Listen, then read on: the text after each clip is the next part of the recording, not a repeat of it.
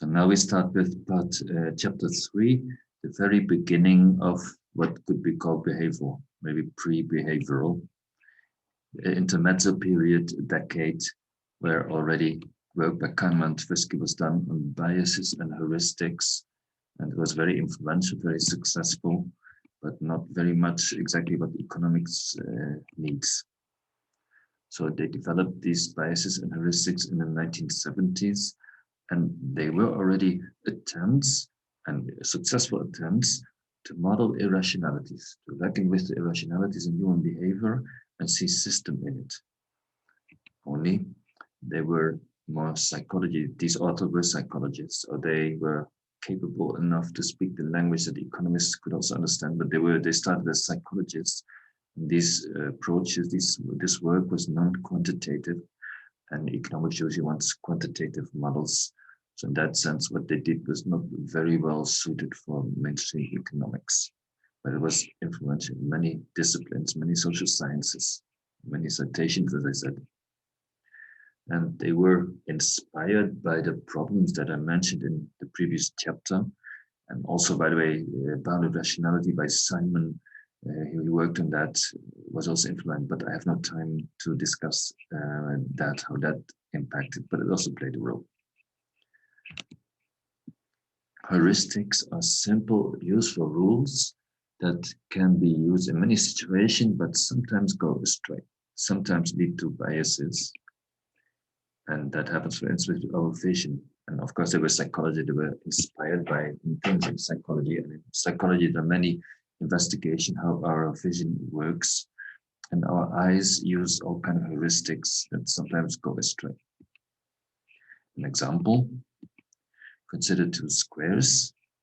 And now my question to you is, look at the two middle squares. Which of them is darker? What do you think? So maybe you pause the video, you make up your mind, and then you tell. I will continue. The answer is they are equally dark. But our eyes makes us think that the right one is darker because our eyes adapt to context, all kinds of things that often are useful, but here make us misperceive things. To show that they're equally dark, I will put two equally white squares over these squares, and my word of honor, that's the only thing I do, nothing else. Then you see they are equally dark. Not one is darker than the other, but it looked as if the right was darker because our eyes were using heuristics, they're often good, but here not. So that happens with our vision, and Kahneman Tversky knew this very well.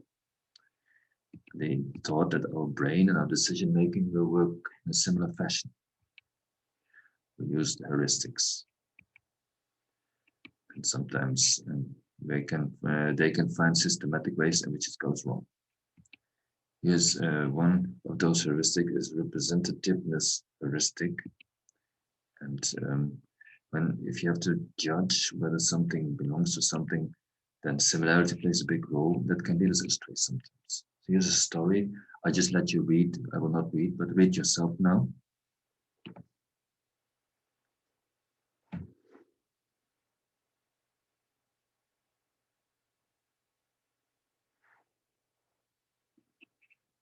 Okay, I'll assume you read it.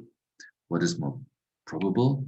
That Linda works in a bank, or that Linda works in a bank and is active in the feminist movement? Everybody who knows about probability theory knows that statement A is just more comprising than statement B. So statement A is more likely, but most subjects, most people say that statement B is more probable because the B gives a more feeling that it's related. Our brains work like that. Often that's good, but here it leads us many people astray, giving them a very unlogical answer. Many similar biases and heuristics were discovered and systematically analyzed. Here is a number of those biases, their names. I will not explain what they are, all of them. They were useful, but they didn't have great predictability. They were not quantitative, really. And also, it turned out that the predictability was more difficult. First examples looked convincing, but in other examples, it was not so clear how they worked. But it was also a difficulty. So it was more psychology than economics. But we will focus on economics So, and the first good quantity, so this was already preparatory work. Kahneman and Tversky were already showing that irrationalities have systems. And here they already had first theory, but then a decade later, end of the 1970s, they came with a quantitative theory, prospect theory. And most people say that was the birth of the behavioral approach. Then it was really behavioral economics, quantitative, everything that we want. Another development that also made time ready for the behavioral approach end of the 1970s was that economists in the 1970s were much interested in getting micro foundations of macro data. For instance, rational expectation model served such a purpose. So they became more interested in getting micro right, getting the right micro model. And then, of course, if you want to do it really right, you really want to understand how consumers behave, then you need behavioral models.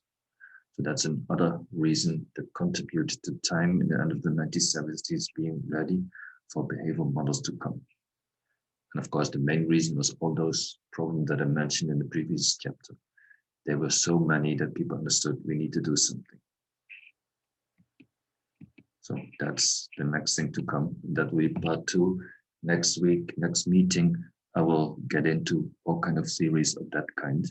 But now for the first week, the first meeting, we're gonna finish here to be continued next week.